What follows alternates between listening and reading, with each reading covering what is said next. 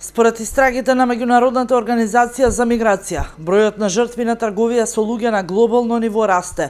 Жртви на трговија со луѓе обично се жени и деца, а просечната возраст на жртвите е околу 30 години кај возрастните и 11 години кај децата, додека најизразени форми на трговија се сексуалната злоупотреба и раните бракови.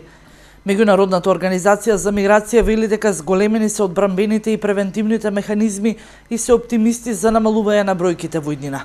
Од Министерството за внатрешни работи велат пат дека и нашата држава не е исклучена од овој феномен на трговија со луѓе, но дека секоја држава треба постојано да се бори против ова. Во меѓувреме, од Министерството за труд и социјална политика велат дека постојано се работуваат со Министерството за внатрешни и со невладините организации за идентификација и ресоциализација на жртвите на трговија со луѓе. Затоа формирале 5 теренски тимови во Скопје, Куманово, Битола, Гевгелија и Тетово. По повод Светскиот ден на трговија со луѓе, денес имаше и кампања за подигана свесноста за опасноста поврзани со трговија на луѓе.